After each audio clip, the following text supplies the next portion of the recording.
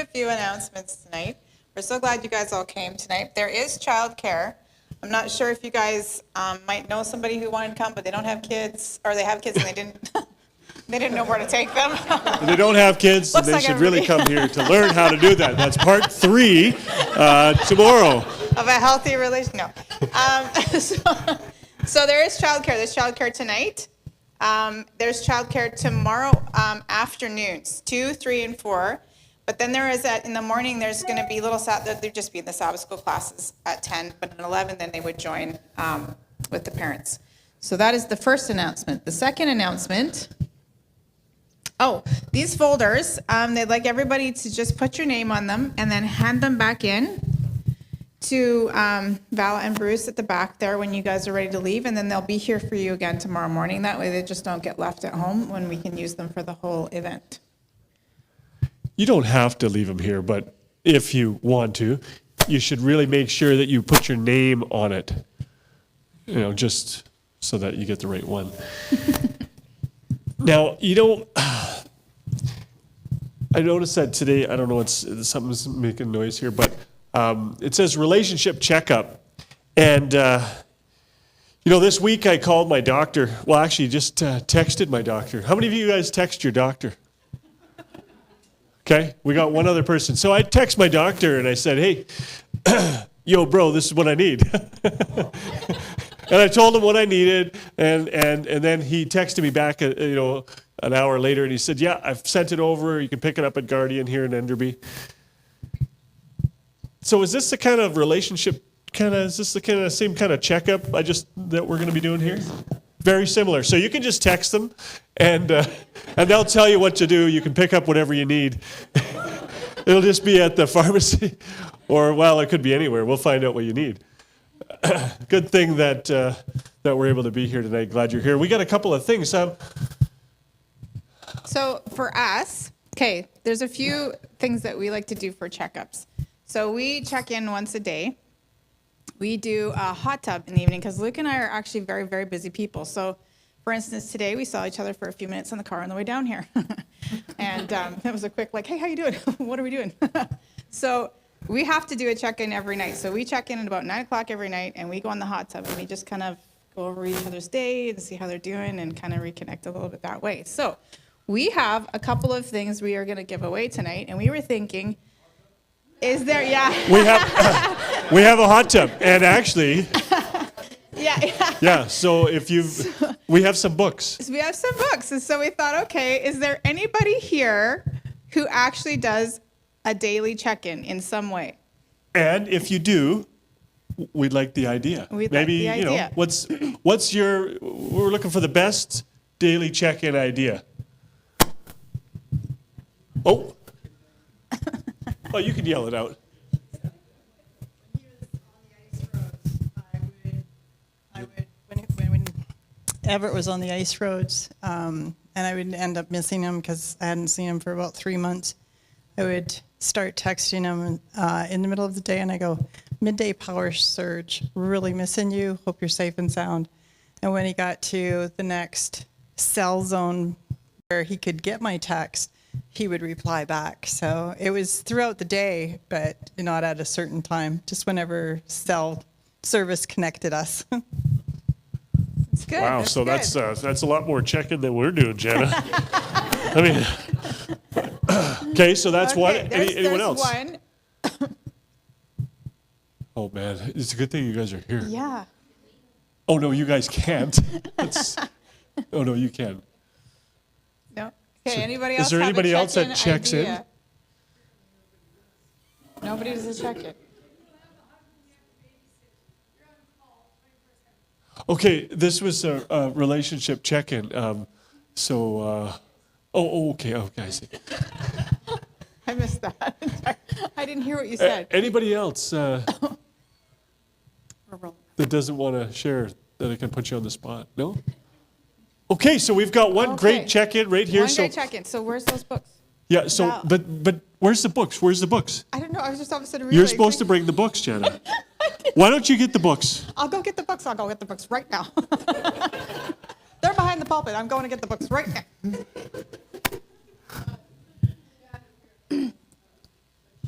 Oh, well, you know what? He is a little late to win the prize, but we would like to hear what his check-in is. I know that we'd all like. Check-in a lot more nowadays. I always say, "Where are you?" Because the price of gas is so high now. Okay, you get to pick which book you want. Pick one of the 3 books. Smart Love. Just give her one, Jenna. Okay, yeah, she's just taking one. Okay. She does this. She overloads a person sometimes. Okay, you know? so now we also were thinking, Luke and I really actually don't have a lot of experience, and we're not really completely sure who we should give the books out. So we thought, who has been married here the longest? How many years? How long have you guys been married? 32 years today. Today. Whoa, today. Wow. Happy Look what they anniversary. came tonight. Like, this is serious. They came here tonight on their anniversary. Okay, there we go. Okay, 32 years. Anybody longer than 32 years? Oh, okay. Okay, How long? 40 on the 20th. That's amazing, actually. 58 on June 5th. Okay. Okay, that's very good. Anybody good. else? Yeah, I'm like, how did you do that? Were you 7? Like, there you go. There you go. Okay, Burke Now and you're Amy- bragging. Burke and Amy, how long have you guys been married? 52. So you guys are the longest, which is also 50. a very good, amazing. So 50. you guys are going to come up and help us. Oh yeah, we need you guys to come up here. We need you to help us for a second. No. You guys do every. It's not hard. It's not hard. It's not gonna be embarrassing. Nothing. We just You guys do everything together. Come on up. Yeah, come on up. Yeah. 52 Yeah, years. this is. Give them a hand, folks. Look at this. Look at this. Oh, this is beautiful. Okay. Since so I'll do obviously you don't. Okay, you go ahead then. Yeah, let me do this Okay, part. sorry. Okay. Yeah. Oh yeah. Yes. Oh, don't even be nervous. Oh yeah, don't even worry about it. So, you know, we haven't been married that long. We don't really have the experience to know like what you guys know. And we were thinking, you've been married 58 years. Maybe you guys could choose out of the needs it? audience who should have this book. So take a look. Take a look at See here, who do you think and then you could choose because use you that got the book? experience. You have the experience to look and see maybe who might appreciate that. Who's Okay, the youngest who's the couple? youngest couple married? Married the least amount of time. Probably Paxton. Yeah, you notice they're in the front row, eh? You know, they're pretty. Okay. Good choice. Oh, Yeah, fabulous. Okay, that's all we needed to do. That's all. Thank you. All right. So then I think we have one more book. And I think since it's Heather and Darian's anniversary today, maybe they should get a book, you think? You know what? Well, just hang on. You know what? Let me just read what it says here. Will you guys determine? It says, Smart Love. How improving your emotional intelligence will transform your marriage. Oh, What do you guys That's a think? good book. That's a good book. That one right there. I'll tell you what. And you know what?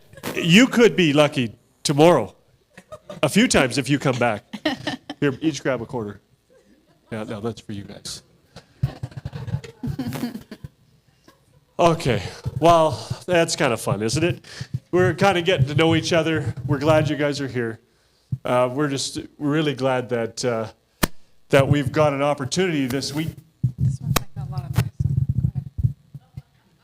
It doesn't matter what I touch. It makes noise. Oh, that's pretty good. So we're really glad that you guys have all taken the time to come out here, especially you guys, because you guys are keen right in the front row. You guys are too. That's pretty good. Some of you guys probably should be up here a little bit closer. Better grades are up front, right? Anyways, okay. So enough of this. Here we go. Marlon and Doreen Cliffe, they're here tonight. And they've been in Alberta for 34 years. And it's cold in Alberta. And that's one reason why their marriage is so good right now. Is because when it's cold, yeah, body heat. Okay, there it is. I wasn't going to say it, but you said it.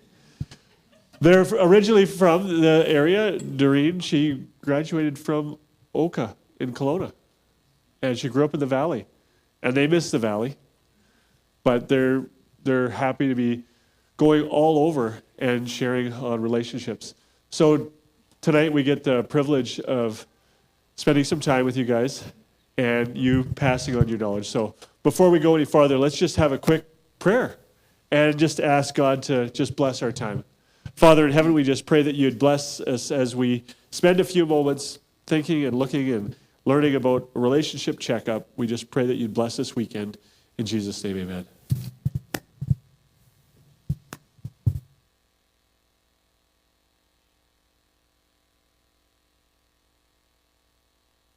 Well, it's good to be back in the Okanagan, my stomping grounds. I was born in Oliver, and then my parents moved to Caledon, then to Penticton, and then we lived on an orchard in Summerland.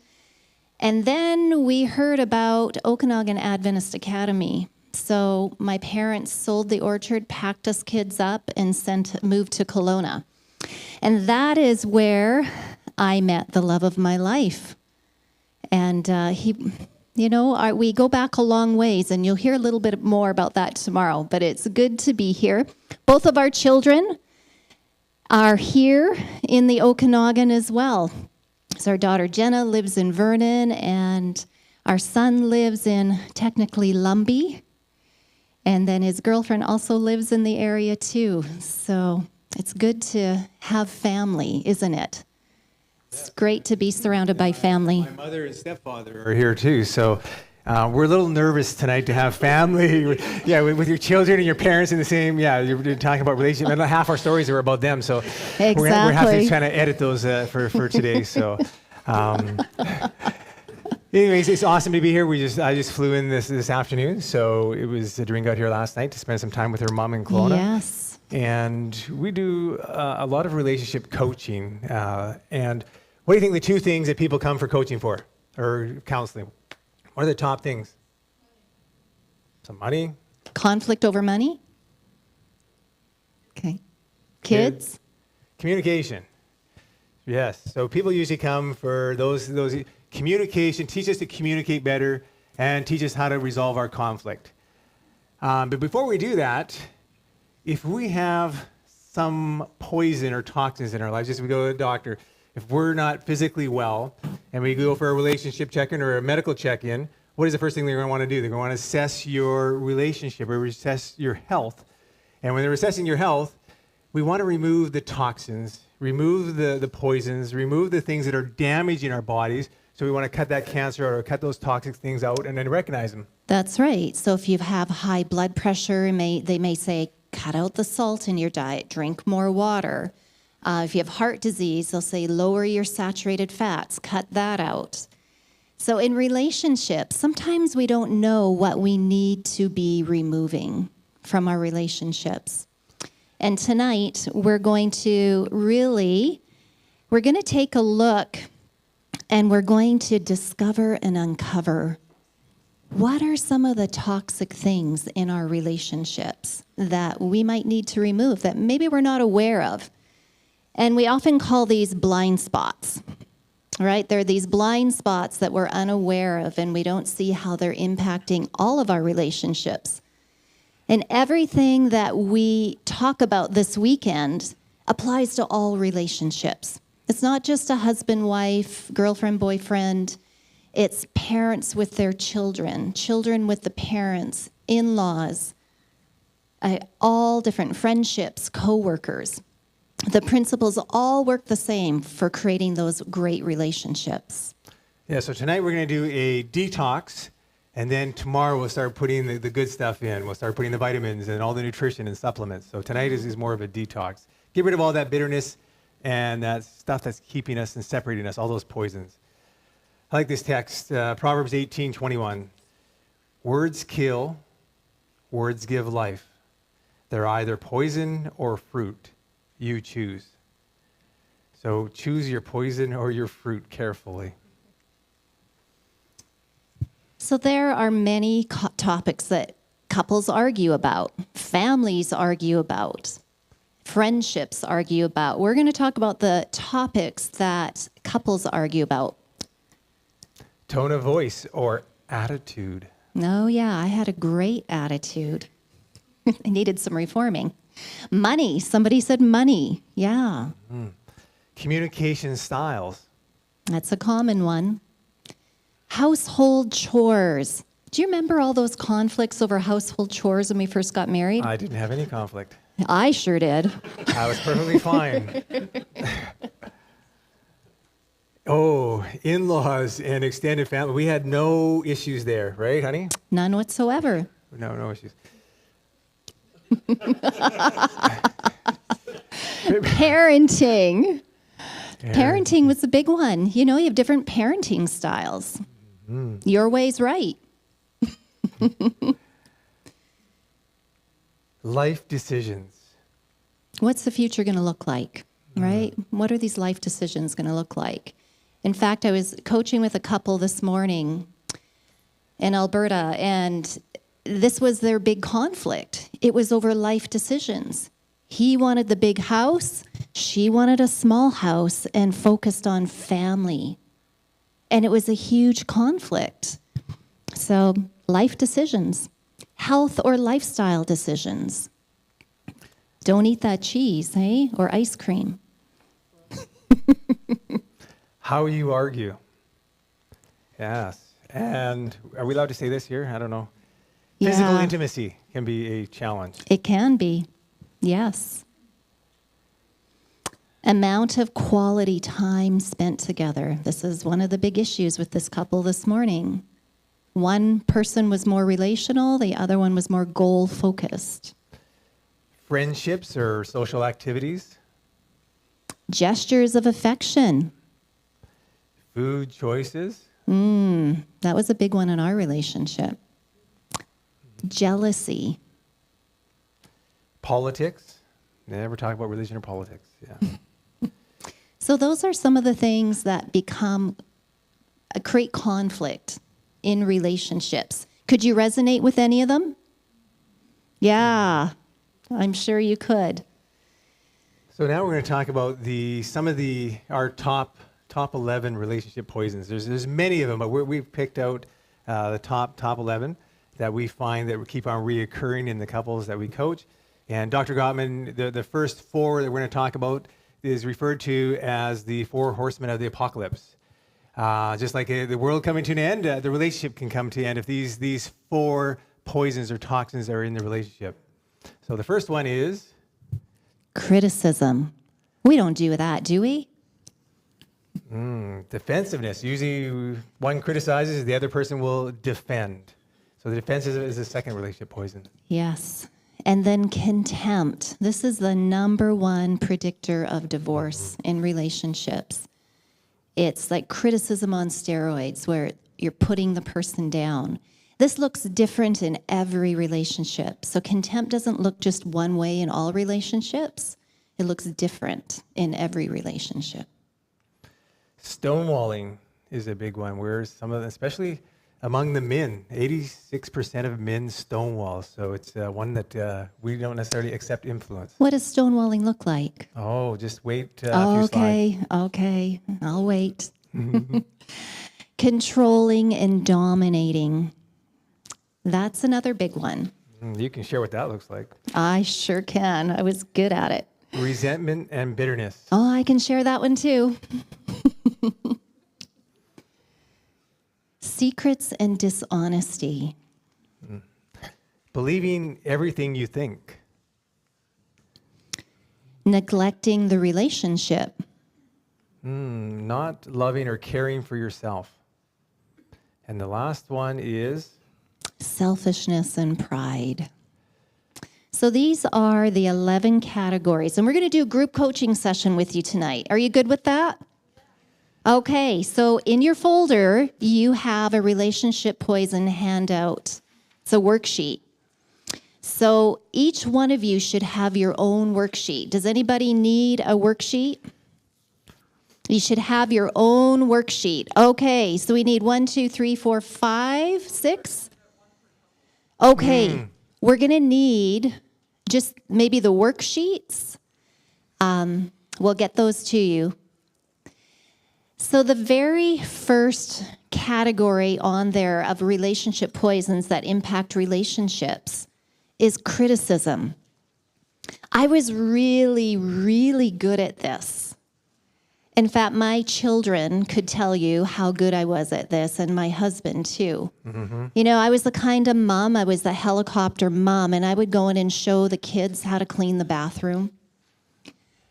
They would clean it, I would go in and check, and guess what I would do? I would criticize the job they did. You know what, you missed a spot over here. Get the toothbrush out and clean that. I was very much a clean freak. Just my training was kind of in the dental world, so everything was sterile and it had to be sterile. So if my kids didn't clean in a sterile fashion, well, they would hear about it. So on that sheet, some of the things that criticism looks like. So this is where we try to identify, what we should be before we start here is, we don't want you to say, honey, that's you. You're so judgmental. Like, you verbally always attack me. Come on, you're just as bad as me. Not a close. Oh, you get so defensive. Wow, you keep attacking. We're equal. The point is, we use a term, we're going to go through this weekend, we're going to re-emphasize. When we're in a conflict, how much percentage of conflict in the relationship would you say in your relationship, how much is your percent that you're at fault, and how much is the percentage that your partner's at fault? What do you usually... Or your kids are at fault. Yeah, well, what do you or usually your assess friends. the blame? Yeah, what's the what number? percentage do you think you're responsible for? 50-50. Oh. You're 50, okay. Okay. 100-100. Okay. Okay. What if we have a concept, we're gonna emphasize this weekend, 100-0. What if we took 100% responsibility for the things in the relationship that is causing it to cause conflict without expecting the other person to change? Because when we expect the other person to change, is that real love? Real love is an unconditional, fully accepting, I love you, and sacrificial love. So we wanted to change that concept. It's not 50-50, it's not 100-100, it's 100-0. Take responsibility. So this weekend, take a responsibility for my part that's causing the relationship poisons. And so when we go through this sheet, you're identifying the poisons in yourself, not in your partner or loved one or friend. So when you're tempted to think, oh, that's my wife, wow. You say, no, what is it with me? Search my heart, oh God, not search my spouse's heart, right? So search and looking for those blind spots that are in us, right? So we're looking for those blind spots. And if you have the courage, but if you're in a good spot, I can ask my wife, honey, do you see any of these qualities in me? But if you're not in a good spot, I wouldn't ask those questions from your spouse right now. So leave them alone. So here's the top ways that criticism could look. Criticism, we want to punish your partner. Or maybe blame them. We judge. We point out what your partner does wrong. Everything they do wrong. Yeah, we criticize everything. Verbally attack them. And implying there is something wrong with them. Oh, yeah. So take a moment as we're going through this to check off the ones that apply to you, not to your partner. This is the self-evaluate. This is the checkup. So we're going to move through each category together. So this is criticism.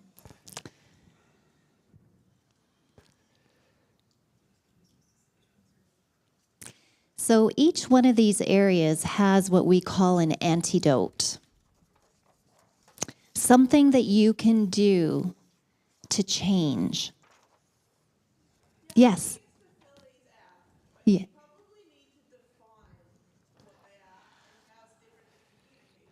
Oh, that's up to you guys to do. That's your homework. So how do you punish your partner if you checked it off? So you're going to have that discussion, or you're going to write it in there as notes. Oh.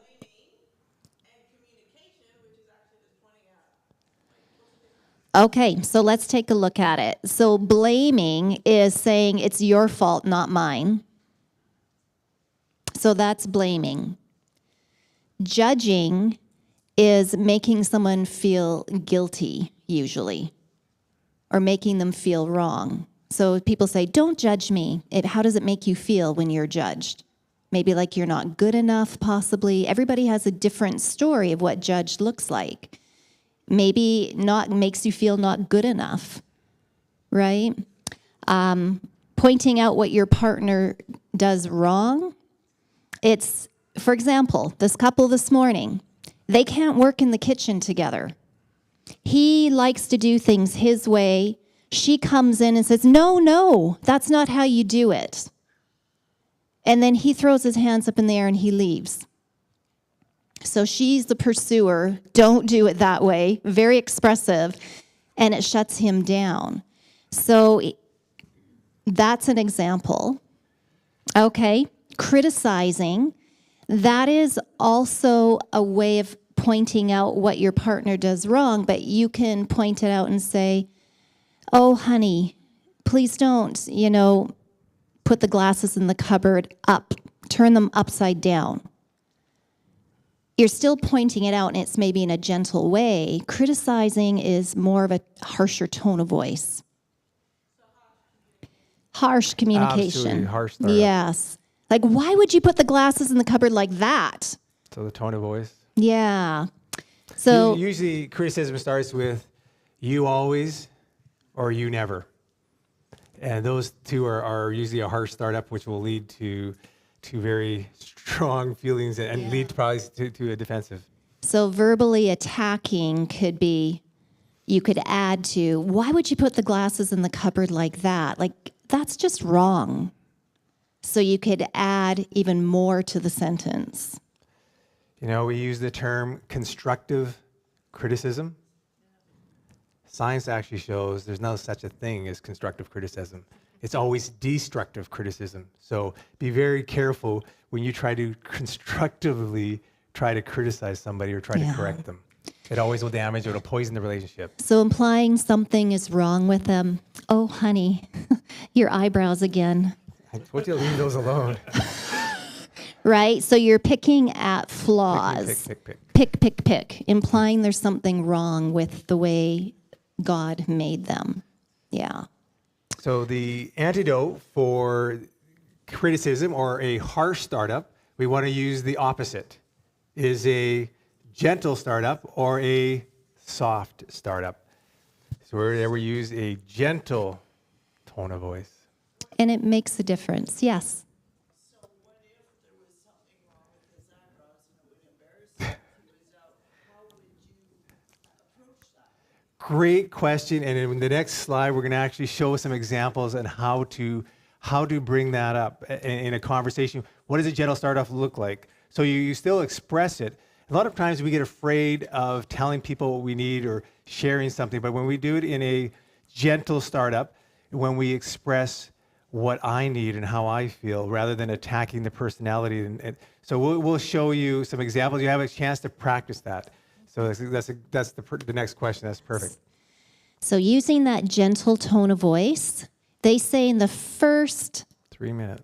3 minutes of a conversation, you know exactly how it's going to end. Would you agree? So if you start with that harsh, critical startup, you know exactly how it's going to end. Yeah, and Gottman's, when he would observe couples in the Love Lab, in that first 3 minutes, he could predict within, 96% accuracy if the couple would still be together in 6 years. So this is powerful.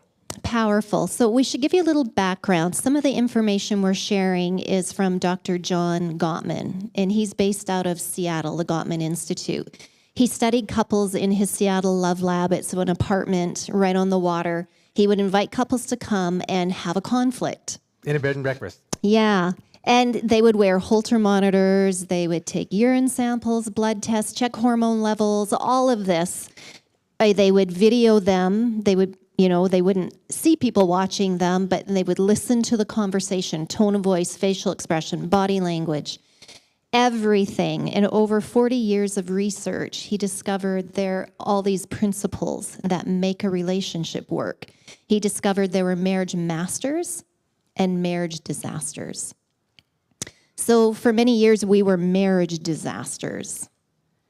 And that's why we have this passion to help couples renew, restore their relationships and become those marriage masters. So the second antidote is give appreciation. Avoid blame. Use I statements instead of you statements. Describe the situation, not the person. So what would this look like? Is there one more? Mm-hmm. Okay. Describe what you need in a positive way. I was just reading some research on needs. We are taught in society not to express our needs. We feel like we shouldn't need something from somebody else. We should be self-sufficient. I'm independent. I'm not going to ask you because it's a sign of a weakness. But actually, so sometimes we express our need in a roundabout way, or we hint at it. Oh, it'd really be nice if we could, or we never actually, hey, I would really like to do this. It's like, well, wouldn't it be nice if we did this? So because we don't want to feel what?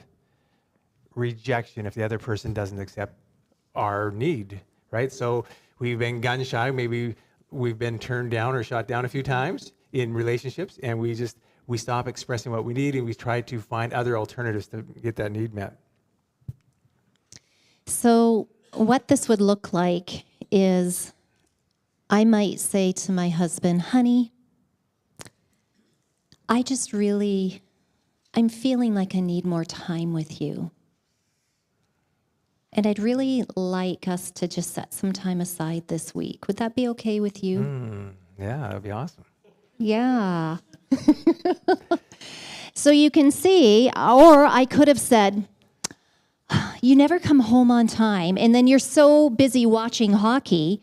Like, we never, like, well, you're busy what on your happened to computer, us? So you're always busy on your computer doing stuff too. So. This isn't about me, it's about you. It's about you. It's all about you. It's always about you. Really? Never what I need and want. Oh, I get it. Okay, is this how it is? So you can see how we could have two totally different conversations. Wants to begin with that harsh start, that criticism. Did I still have a need in both situations? What was my need? Time. I wanted time with him. But how I express it, I'm going to get a totally different response. And which way am I most likely to get what I want? With a harsh startup or a gentle startup? A gentle startup. And Proverbs 15:1 tells us, a gentle answer deflects anger, but harsh words make tempers flare. So this is a biblical principle. And all these 7 principles that Gottman has come up with are all based on a sound biblical principle. So it's really powerful. Yeah. So here's an example of what a gentle startup looks like, where we're communicating our feelings and what we need and what I feel, not attacking or criticizing you. It's not about you, it's about what I need. Honey. Yes, dear? I appreciate that you need some downtime, just, to turn on the hockey game and watch it. But, I'm feeling kind of alone, I guess. I miss you. Yeah, I miss you when you're watching hockey during the playoffs, like every night. I feel kind of like I've lost you. Yeah. So I'm really, really needing some time with you. Yeah, come sit down and watch the game with me. Yeah. So what could his answer be? I might say, you know what? Sure, I'll come watch the game with you for an hour. But could we take time to go for a walk after that, before the sun goes down, So before it gets too dark? You like some time going for a walk. Yeah. Okay. Could we do that? Sure. Okay, we'll hold hands while we're walking. Yeah, that's okay. It's just the Vancouver Canucks playing anyway, so it's not a big deal. Really? Oh, okay. Yeah, So we can go yeah, now. they're beating Edmonton. They're beating Alberta. So yeah. So this is really a simple way to express what you need. Rather than having to speak with criticism to try to get what you want, but it really isn't working, is it, when we speak that way, or to become defensive. You know, we all have these crazy cycles. Depends which way yours goes, clockwise, counterclockwise, I don't know. But we can choose to get off at any point. And we can choose to stop the criticism. We can choose to stop the defensiveness. We can choose to stop the contempt. So just remember those 4 gentle startup rules. I appreciate, I feel, about what, and express what your need is. If you can do it in that order, it can be a really game changer. Sure. We'll do that right now. So I just showed Marlon a picture of a flower box that I wanted to make together. Isn't it pretty? But the response I got was, Why would you want to make that? You don't even have time to make separate. We don't have time to make that little fancy stuff. What's wrong with the boxes we already have? They're good enough.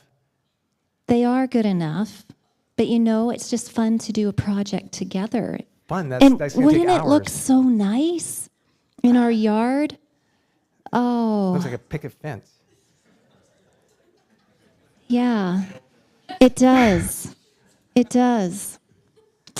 So, how do you think you could reword? We call this doing redos.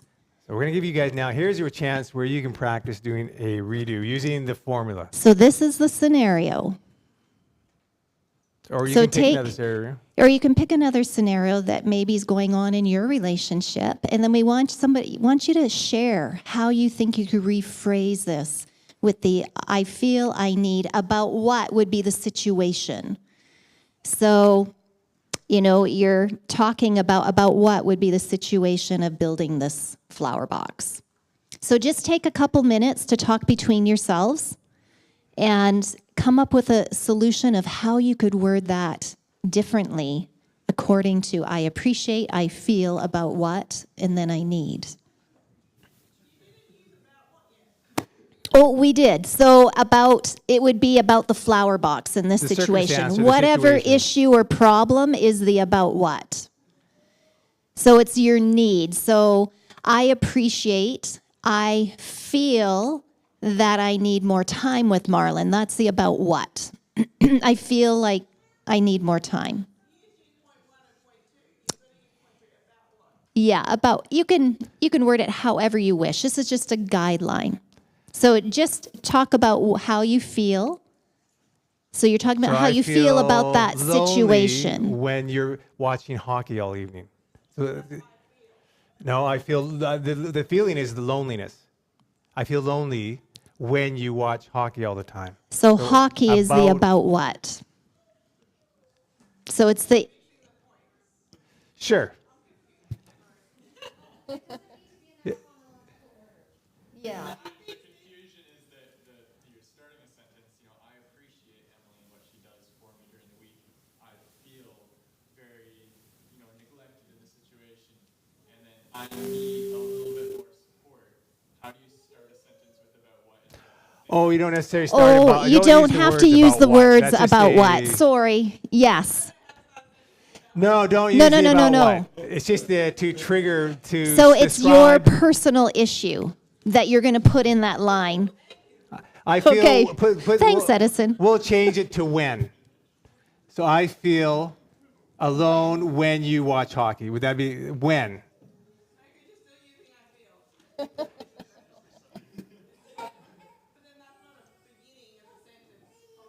I feel lonely.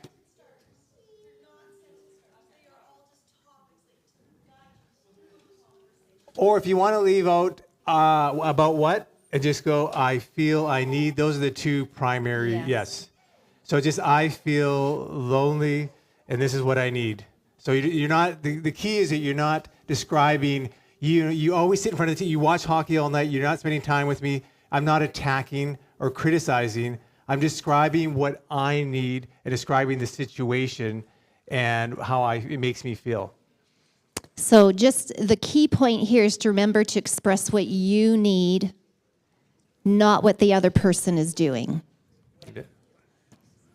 When this happens, when you're watching hockey, when Yes. you're in the shop, when you're doing this. So the when, when is the, if you say when.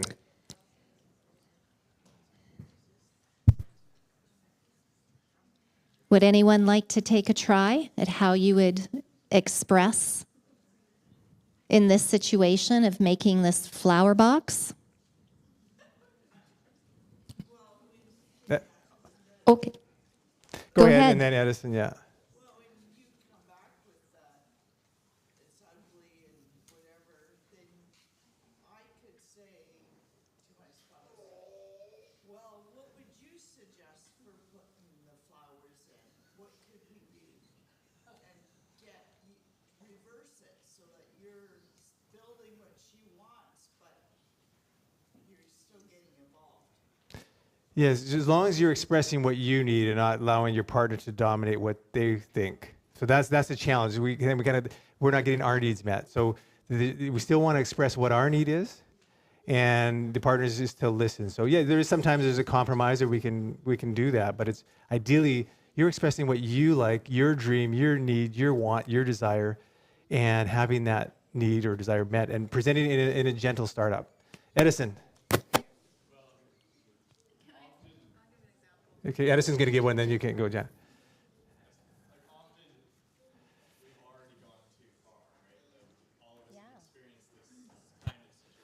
Well, not you, because you guys are newlywed, right? Okay. Yeah. You're talking about us, the older people here. Yes. Yes. You're.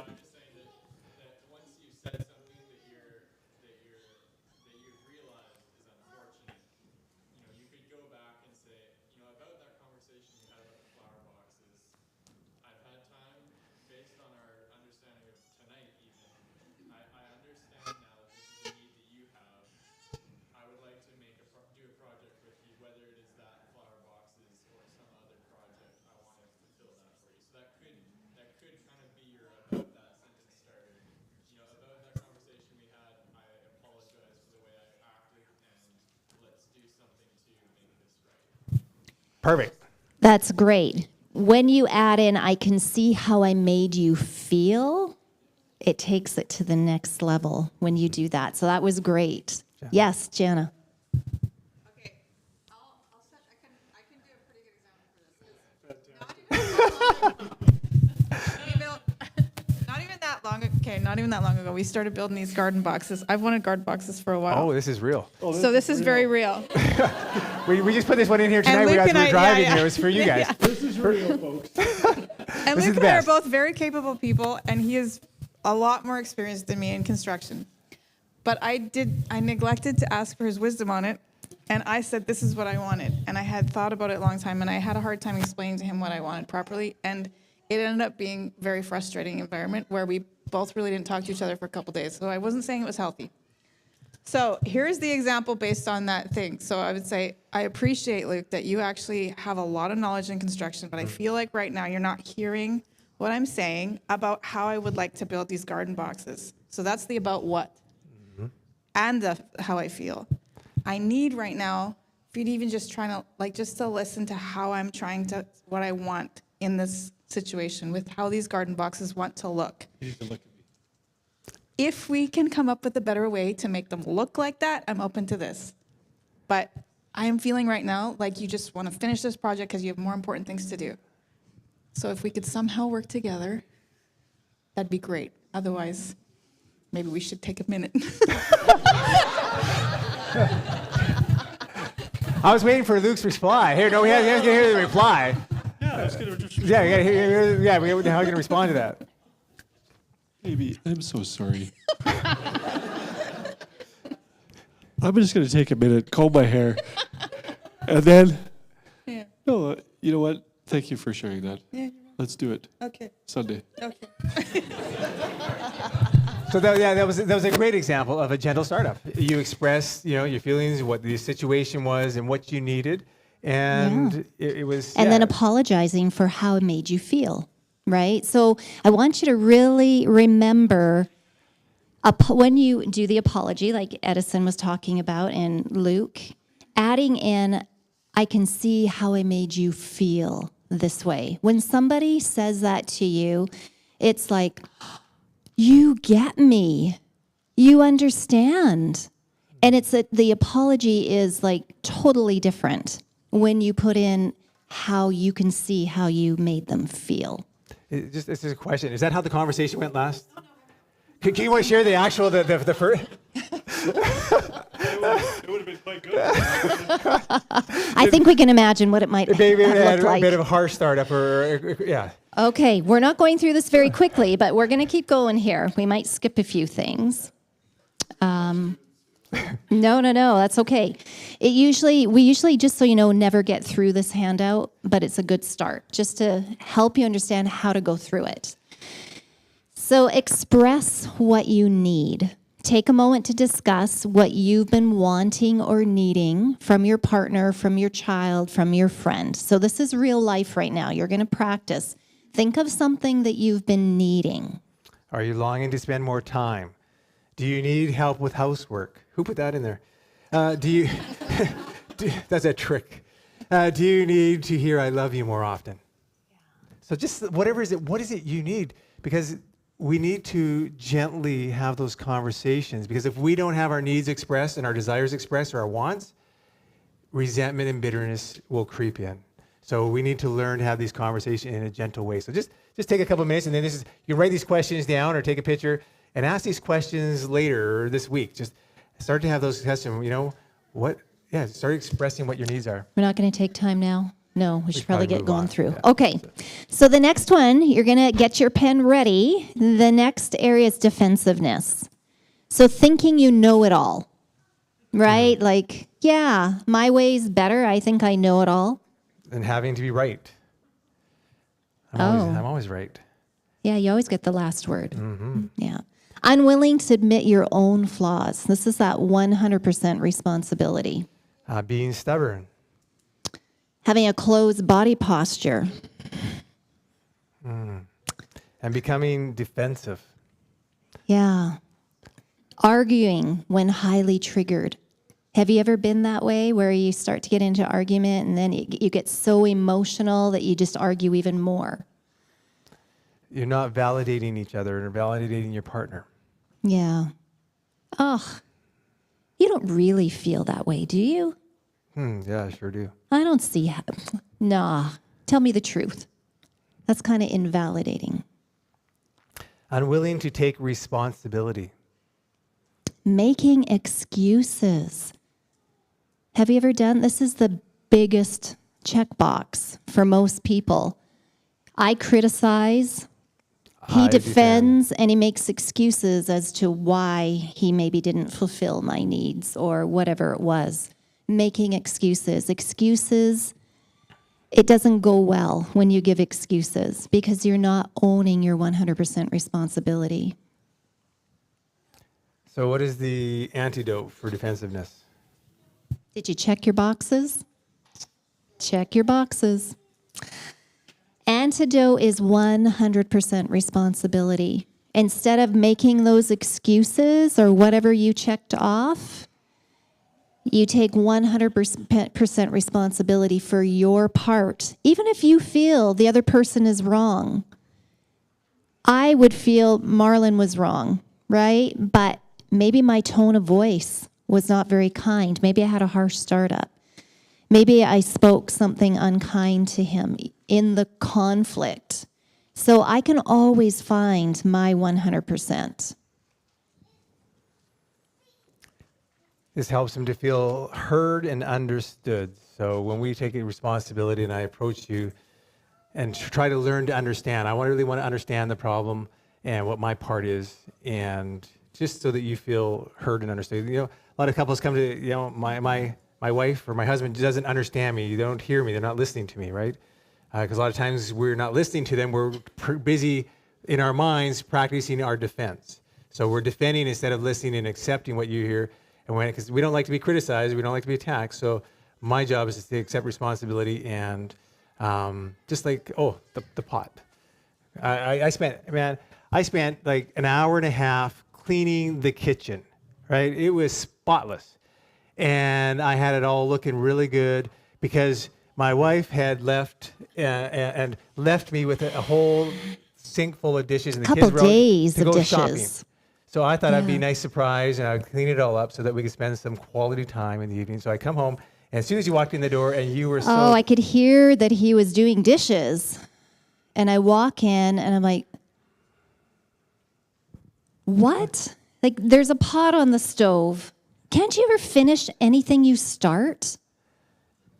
it's just the one I was letting it soak because all this you stained Yeah, it. I know. You It cook and you soaks boil for it so bad it was days. like charred on there, whatever you cooked in there. I couldn't get it off, so I'm letting it soak. Yeah, I know. Your soaking lasts for days. You always do everything else but the pots. It's my if you job, weren't I out guess. shopping, if you were staying at home and doing cooking and cleaning like you're supposed to, this wouldn't have happened. I wouldn't have to come home. I worked hard all day. Is that how Yeah, it goes? I had to work all day. What are you doing all day? You're just impossible. So Yeah. let's try a redo because that didn't go so well. That was the original. This is a true life story. A lot of our stories are true life. Oh. Or from our coaching couples. So you can come back with the harsh startup again. So again, The pot is on the stove. Like, can't you finish anything you start? oh, This is, you constantly do right. this. I'm- always do this. You're right. I was letting it soak for a bit, but I know you like it to have everything clean. You don't like any dirty dishes left on the overnight. So I'm going to do that right now. So it's on me. I was going to get to it. I just forgot about it for a minute. So thank you for pointing that out. I appreciate it. And I will get to it right now. And I'll clean it. Oh. Do you know where that little pot scrubber thing is? I was looking for that earlier. Can you show me where that is? Okay. Okay, here it is. So that's taking 100% responsibility. Even though, was I in the wrong?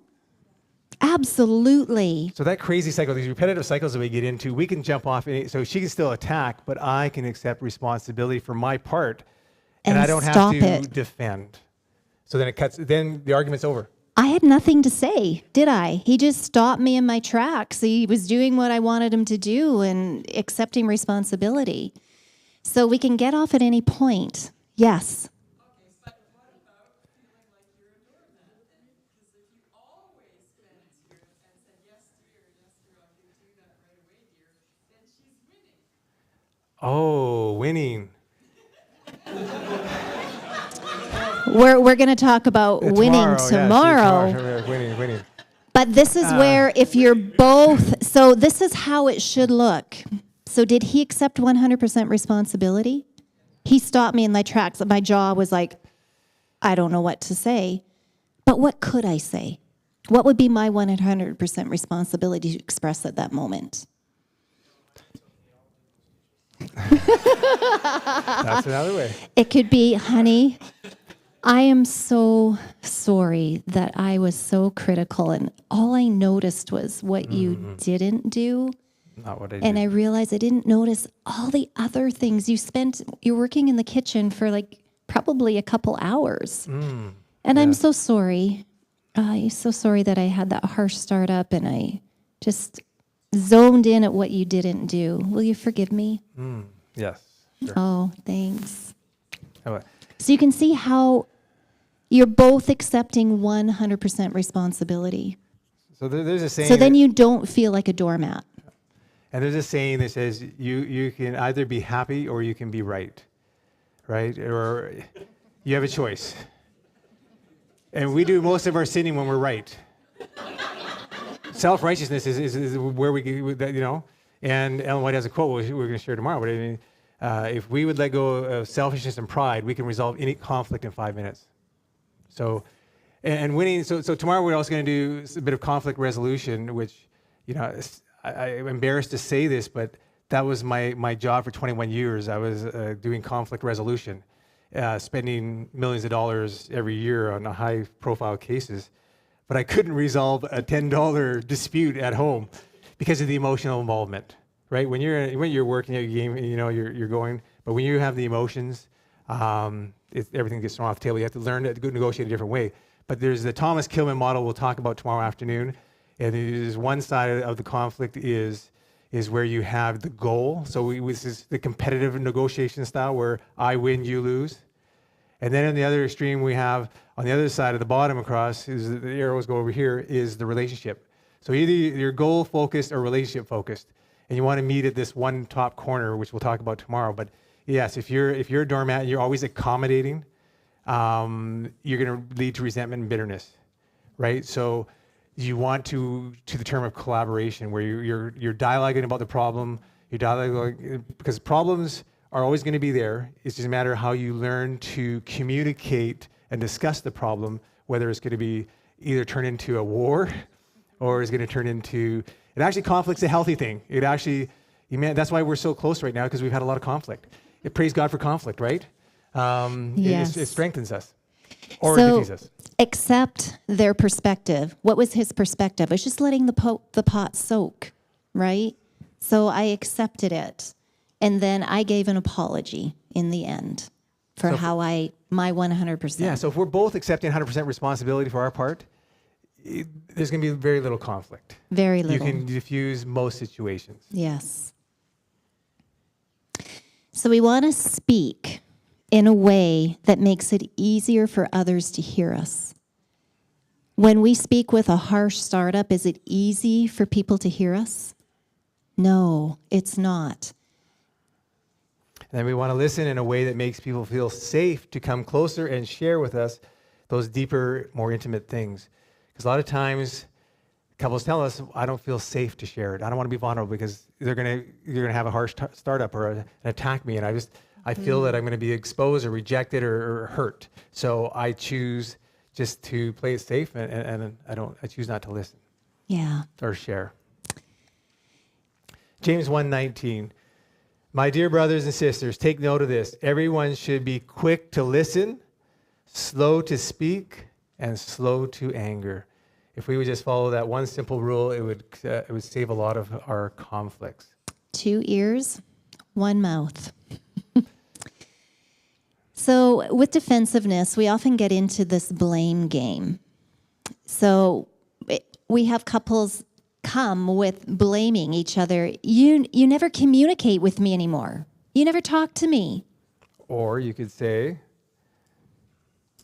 I wonder how I can listen in a way that it makes it easier and safer or more inviting to openly share your needs with me. See, that's accepting responsibility. It's changing it around for whether they're the problem, that how can I change things? What can I do to resolve or to change the situation? What was my part? Mm-hmm. Discover and uncover. What is it that you can do? Here's another one. You always criticize me. I can't do anything right. Well, if you just do it the way I told you. Yeah. Or I could say this. I wonder how I can take things less personally and understand your feelings and needs underneath your criticism. Is there a need underneath criticism? There is. Our harsh startups, it's our way of trying to get what we need, but we're very ineffective because we usually don't get what we need. We get the opposite, further distance, not hearing us, and so on. So here's another scenario. You invite your loved one to go for a walk with you, and they respond. You always come home and expect me to go for a walk with you while I'm making dinner. Do you want me to go for a walk or do you want to eat? Oh, a walk? So, how would you express your needs? So, you're being asked to go for a walk, you're feeling torn because somebody wants to go for a walk, but you know they also want to eat. So how could you do the I appreciate, I feel, I need? Yes. Take your food with you and go on the walk. Okay. So how would you express this in the I appreciate, I feel, I need? How could you put that into those phrases?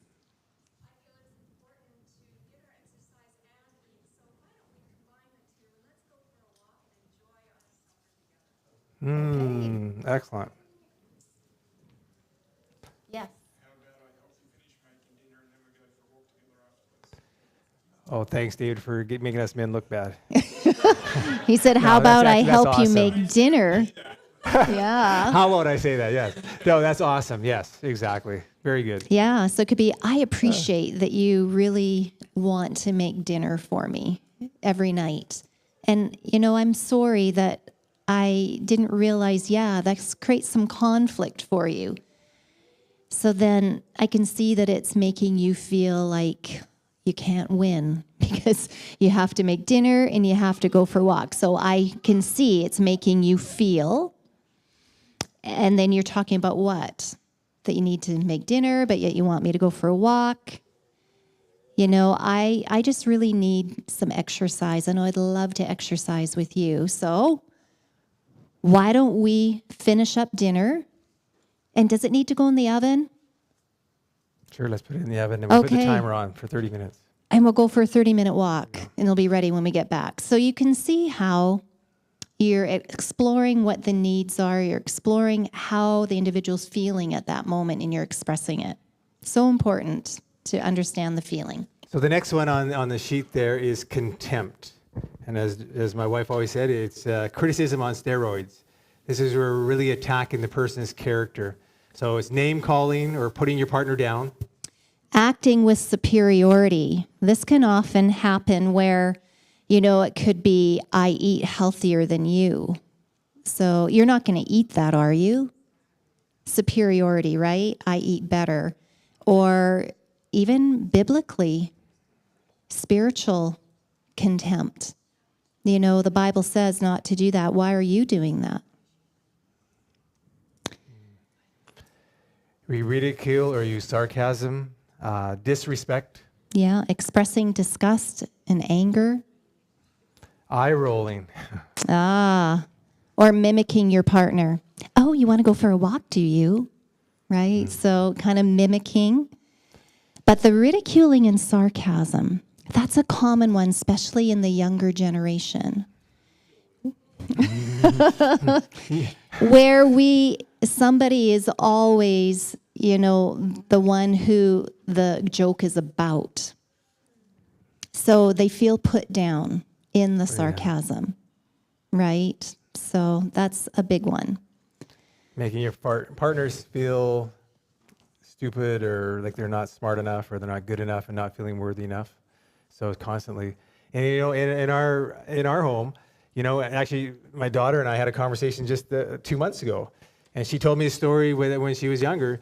The church was planning a Nerf night, and I wanted to go. I was going to go hang out with the parents and the children, going to have this fun Nerf night, and she told me, "Daddy, I don't want you to go." I was like, broke my heart, right? Because well, man. So I didn't go, but I was wanting to go have fun with my kids because we were very active. And so she shared with me why. Just Years recently. later. So she shared why she didn't want me to go. You know why it was? Because I would have judged her because they were going to have some sweets and some junk food. There was going to be some chips and stuff. And I was so health focused and I wasn't heart focused. So I was spiritually contemptuous towards my daughter. And if she would have eaten that, I would have had the look. You're gonna eat those chips? Really? It's 10 o'clock at night. You know what it says? You're not supposed to be eating after 6. I can't believe you're gonna have ice cream. It's the most cholesterol and the antioxidants that are in there. It's gonna kill you.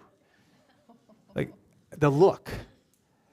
So for years, I was using spiritual contempt with my family, and to the point where my daughter, if there was going to be something in their food, she was like, "Dad, I don't want you to come." And I didn't know that till just recently. So again, things that I did to my children, I wish I could do a redo. And we are doing a redo now, where we, as we repair and talk about these things. Do you know of anyone who hides food? Yes. My wife used to have stashes of chocolate because I wouldn't allow her to eat chocolate. Oh, yeah. It cost me my marriage and my family. It did me a lot of harm, absolutely.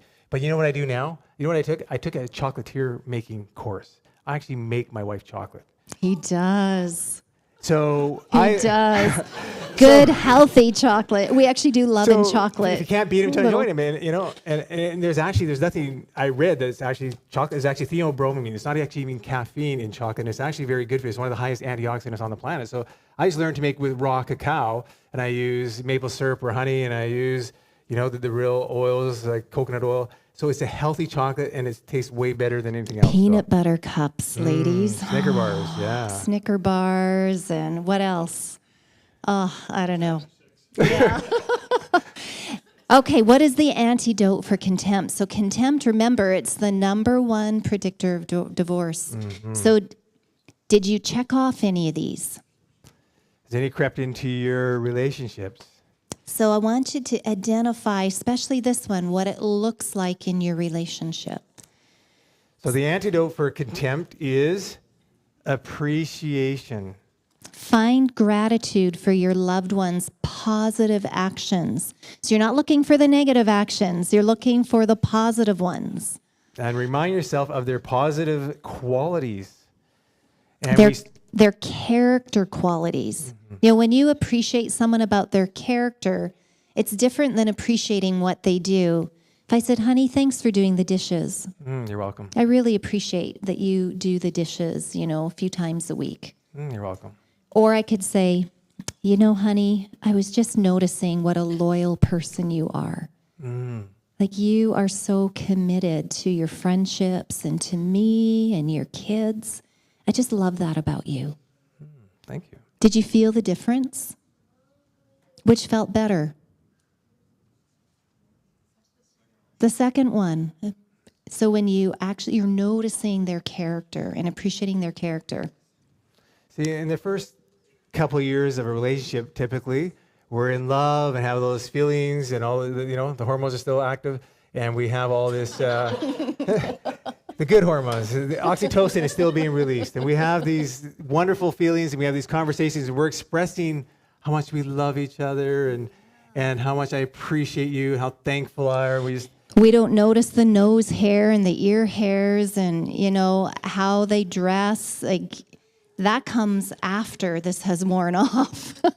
Then we start picking at character, right? And you always do this, you always do that. We stop appreciation. We stop admiring. We stop expressing fondness.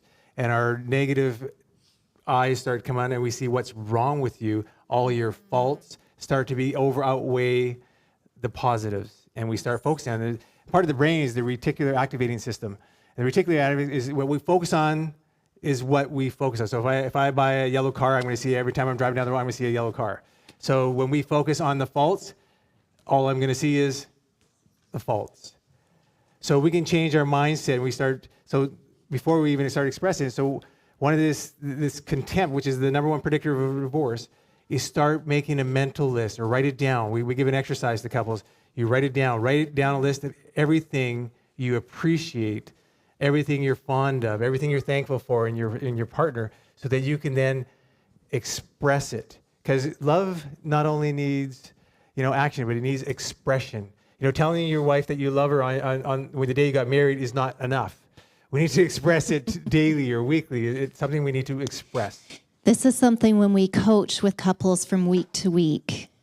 This is a game changer when we give them this exercise to spend 4 evenings or 4 times a week where they're connecting. They're not talking about problems, not talking about the kids. They're having a heart-to-heart conversation. And we ask them to choose 3 things that they appreciate about each other. And that we have, they can circle or they can come up with their own. And it's amazing. It's a game changer when they do that throughout the week. And then we meet them the next week. The first week we meet with them and they're kind of glum, right? Yeah, these are the problems. And have them do that activity. The next week we meet with them, they have a little bit of glow on their face. And they're starting to connect because they're starting to do what they stopped doing, appreciating each other and speaking it. It's a huge game changer. We were at a church a few months ago, and one of the ladies put up her hand and she asked, what if there's not one thing you can appreciate about your husband? And he was sitting next to her. So what would you do in that case? Pardon me? Feel bad for the husband. Yeah. But this is what happens over a period of time. And you know that statistically showing people will be in conflict, in trouble for at least 7 years before they get help, right? So they live in this contempt. They live in this Yeah. relationship where there's no expression of love and appreciation, and they focus so long on the faults that they can't see any good anymore. So we have to start off with a change of a thought process and go back. And what does the Bible say? Remember, repent, and return to thy first works, right? So the first thing is to remember those good things, those qualities when what are the qualities and characteristics that I fell in love with? And what is it? When we were in a bad place, I could think of a lot of faults in my wife. Oh, I could. Yeah, you had lots. You had more. So, but when we start thinking about it, God looks at the heart. Man looks at the outward appearance. We see the prickliness and I was pretty prickly. when we start looking at the heart and we start looking through God's eyes at our spouses and looking for the good, there's a lot of good there. And I started writing lists of all the good of my wife and all the positive things. And as we start expressing it in our minds and start thinking about it, guess what? It starts to change our thoughts. As we change our thoughts, it changes our emotions, and then our words start changing. We start expressing it. So once contempt takes root in a relationship, the next thing that happens. Oh, sorry. This is going to take an activity. Oh, okay. Just going to take a couple minutes, turn to each other, and take 2 minutes each, expressing some fondness and admiration towards each other. So what is it that you appreciate about their character, something they've done? So just take 2 minutes each, expressing that fondness and admiration towards each other.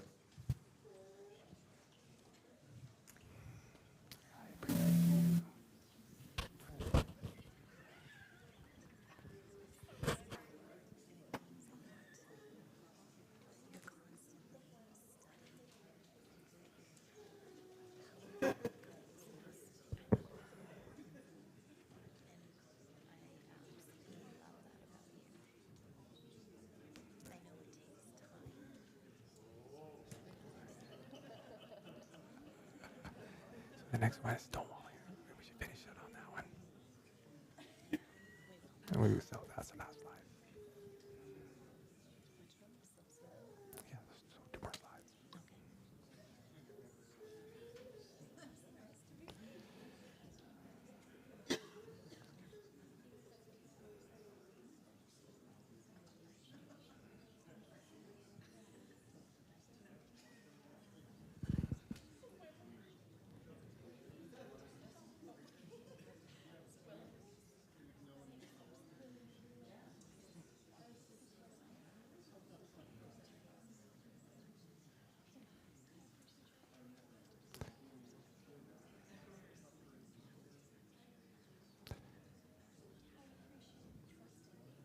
going to ask them to share. Oh.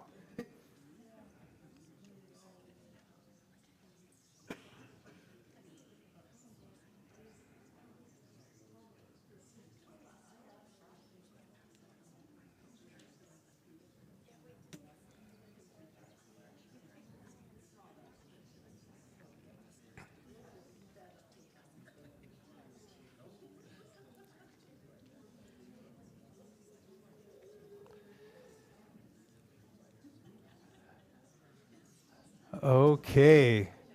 Looks like there's some good discussion. So let me ask you a question. Was it easy to express fondness and admiration? No? So why Someone was wasn't honest, it? said Yeah, no. I appreciate that. Why was it? Why? No. What made it hard? Pardon me?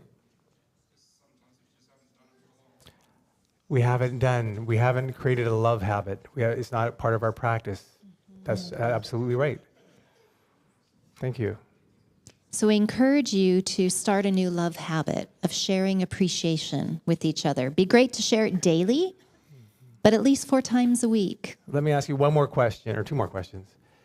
Those who received the appreciation or admiration, how was it for you to accept it? Hard? Why is it hard to accept it? Sometimes we have hard giving it because we haven't practiced it, but sometimes we have a hard time receiving it as well and accepting it.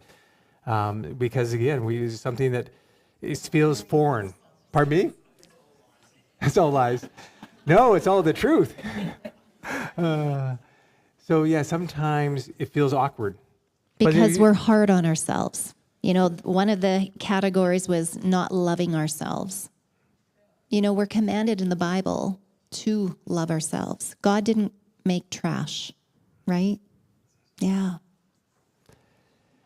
And the last one we're going to cover tonight, this is the fourth of the Apocalypse of the Four Horsemen, and this is stonewalling. This is where either one of us gives us giving the silent treatment. Checking out physically or emotionally. Withdrawing. Whatever that looks like in your relationship. Shutting down. Using tiredness as an excuse. Complaining to family or friends. Avoiding or refusal to communicate. Flooding, which means your heart rate has gone above 100 beats per minute. And when that happens, all of these hormones come through and wash out your reasoning power in your frontal lobe. That's when, you know, cortisol and adrenaline, right? Yeah, that's where if you discipline a child and they start to kick and scream and say, "Mommy, I hate you," they have reached the point of flooding. Or if you're in a conversation and it turns into conflict with someone, and then you start to say things that become a regrettable incident you wish you could take back. So you always know. So usually men, if you have those little Fitbit watches or an Apple Watch, men usually flood faster than women. So if you notice that feeling creeping up on you, where you start to feel frustrated and then frustration turns maybe to anger, take a look at your heart rate. Figure out where you're at, because this is a physiological response. And if you're aware of where you're at, it's kind of like, okay, we're going to talk about the antidotes of how to stop stonewalling. But you can just take that break. So let's see what the antidote is for stonewalling. It's self-soothing. So changing that physiological response where your emotions become elevated, you're not thinking rationally, you start saying or thinking things that really you don't want to say. Yeah, take part in a stress-reducing activity such as listening to some music, some calming music, going for a walk, or reading a book, or something that's going to, or meditating on a scripture, right? Something that's going to take your mind and starting to bring that emotions down to a and taking time out. You know, there's always one person that wants, no, we're going to talk this through until we get it figured out, right? And the other person's like, whoa, I need to run. So if the person needs time out, there's always one of you in the relationship is the one that says, I need some time. And it actually works. But during that time, you need to, before you leave the conversation, you need to agree to come back at a certain time, because the pursuer, the one who doesn't need the time out, needs to know we're still going to talk about this. So that's one important thing to remember. Make a time, if it's in an hour, 20 minutes, but while you're gone, avoid negative thoughts or ruminating, right? Just playing it over and over and all the things, change the thought process. Think of that fondness and admiration and all those good things. That's right. So that your heart rate can come down and you can have a rational conversation. Find something to appreciate is so, so key. So the next ones are controlling and dominating, resentment and bitterness, secrets and dishonesty, believing everything you think, neglecting the relationship, not loving and caring for yourself, selfishness and pride. So we'd like you to go through, check off your 100% responsibility. What you do, what are the relationship poisons that you tend to display in your relationships? And then make a note of what they look like, how you do it. And then if in a positive perspective with each other and you're able to have the conversation, share your 100% responsibility. Take turns. So, for example, for criticism, I would say, okay, honey, I checked off pointing out what your partner does wrong. And I recognize that I'm usually telling you to do something differently, like to do it my way and not accepting how you do it. So I recognize that's how this plays out in our relationship. And I can imagine it really makes you feel inadequate. Yeah, it does. Yeah, I'm sorry that I do that. And you know what? Would you mind, I'm giving you permission if you'll do it, just to make me aware of when I do that, because I feel like it's become such a part of me and it's a part of my heart I don't even recognize. I didn't realize it until I checked it off here. So I feel like this has been a blind spot for me. I would be happy to make you aware of it. You'll do it gently? Lovingly and gently. Okay, yes. gentle startup. Yes. Yeah, okay. All right, and I'm going to do my best not to get defensive. But if I do, I give you permission to help me walk through that. So that's kind of how you want the conversation to be. So, Marlon, what would you check off there? I didn't check off anything. Oh, so what if this really happens? They didn't check off anything. Yeah. But yet you see something they should have checked off. Bite your tongue, woman. No, but Yeah, it see? is. So could you make an agreement at the very beginning to say, hey, I want us to heal our relationship. And I give you permission that if you see something I didn't check off, I give you permission to share that with me in a very gentle way, in a loving way, because I know that I'm prone to becoming defensive, and I'm going to really try not to become defensive. We learned about the I feel, I need. So maybe you could express it like, I feel like sometimes this happens in our relationship. And when this happens, it makes me feel this way. Do you see that in our relationship? No, I don't. She could, but that's not the exercise. It's not the exercise. We could fill it out for each other very well. But we only ask the other person if I need hey, I'm going through this, I'm criticism. Honey, how do you see me? How do you view me? This is the way I see myself. But that's only if you're in a place where you can do that. If you're in a negative perspective and this is going to turn into a battle, you don't ask the other person. You just take 100% responsibility. But once you start learning, so we're going to share this a bit tomorrow, but when we were in a bad place in our relationship and my wife was in the process of leaving, I had asked her for a list of all the things that I'd done to hurt her. But be careful when you ask that if you don't mean it or if you don't want to do anything, what you can do with that list. If you want to truly accept 100% responsibility and take that list and take these things to God in prayer and ask God to reveal anything in my heart that I don't see, any of those blind spots, and truly, sincerely go through that process. And again, sin separates us from God, and sin separates us from each other. So these poisons are toxin. We can't come close together if all this stuff is in between us, because it's going to create bitterness and resentment. And then after year, that building is going to be like a volcano, and one day it will erupt. Yes. Yes, comments or questions?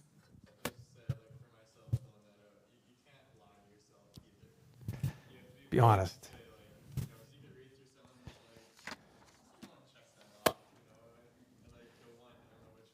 Secrets and dishonesty covers that one, yeah.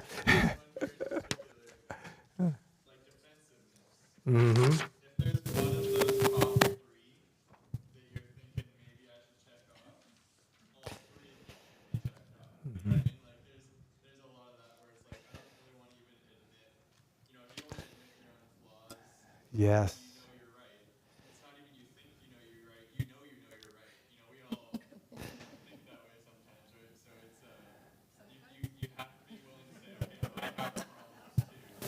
So I need to mark them down. Otherwise, you're Thank you. And what do you think most people Very do when they go wise. for coaching or counseling? Would you fix my spouse? They're defective. They're broken. They need help. Would Please you help fix them. my child? We have parents coming to us. Will you fix my child? How about we meet with you and we fix How you about first? we work on you Yeah, first? work on you. You know, every child responds out of anger or frustration because it's usually an unmet need. So what am I doing as a parent? Am I fulfilling those needs? And we're not talking about, I want Nintendo. You know, we're talking about emotional needs. So usually it's always an emotional need that is not being fulfilled. So we love to talk to the parents. So we say, okay, yes, we'll work with you and your child, but we'd like to start with you first, if you would let us. Unfortunately, we grew up in a generation, or I did, where we didn't talk about our feelings. We don't talk about emotions. There's something that you suppress them. You don't talk about it. You man it up. You suck it up, buttercup, and we don't talk about it. Tough men don't talk about emotions. So a lot of men have Or trouble. show them. We have a hard time. You talk to a man, hey, how's your heart tonight? You know, how you doing? How's things going, right?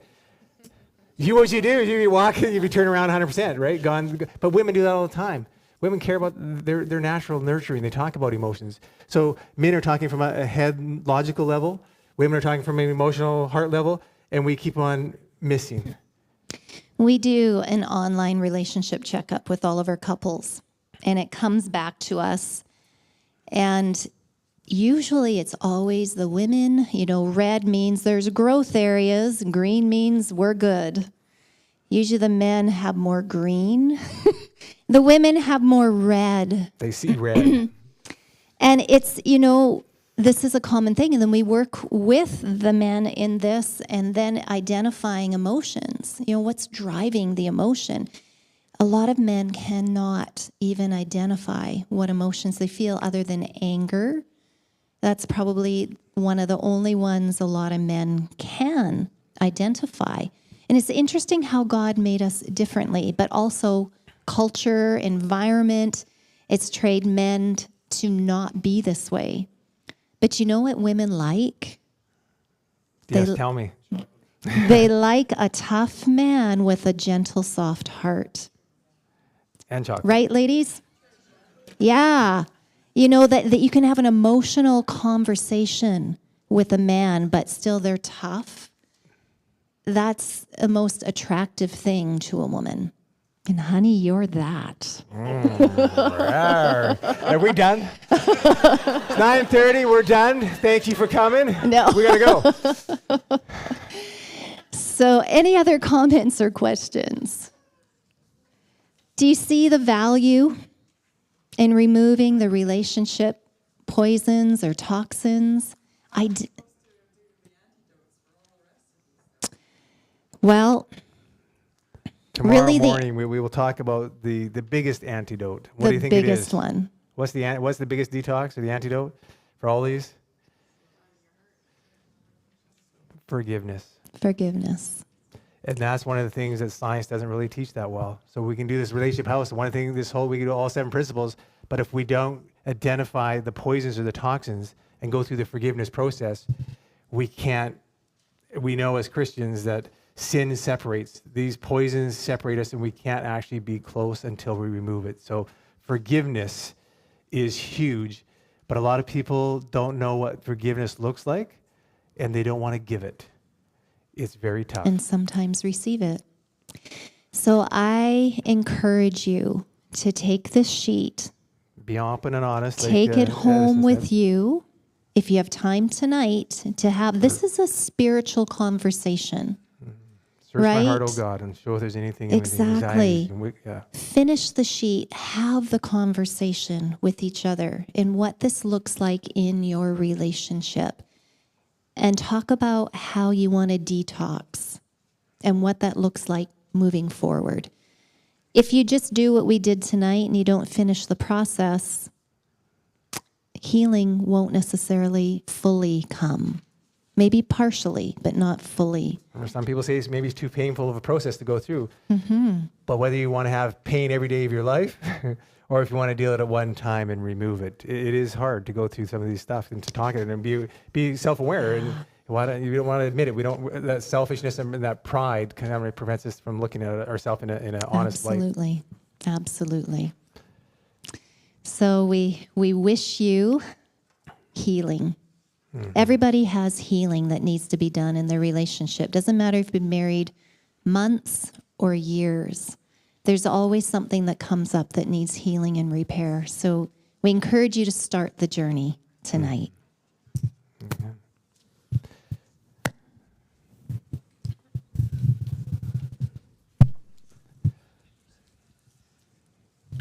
Thank you for sharing. You stand up here, please. This is great. Yeah, we're doing this together. So I really appreciated how Marlon looked into Doreen's eyes when they talked. What about you? Yes, that was wonderful. Yes. I really appreciated Something else that I appreciate. Okay. Sorry. tag Yes. team it. Okay. I really appreciate actually how you guys were honest about the fact that your relationship was not always perfect. I actually grew up kind of watching you guys, and you look like a power couple. And I saw you when you were in Calgary and stuff. And it's actually really good to see that a good marriage just means you worked through the hard stuff, and God got you there. So I appreciated that. You guys were being honest about it. That's all we're going to say tonight. We could keep going, but so come back tomorrow. We've got more. 10 o'clock, forgive to love. 11 a.m., love never fails. Then there's lunch. Then a daily dose of connection, how to fight right. Ooh, that'll be good.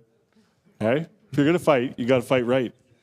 I mean, And then, well, that's what it says. Love habits.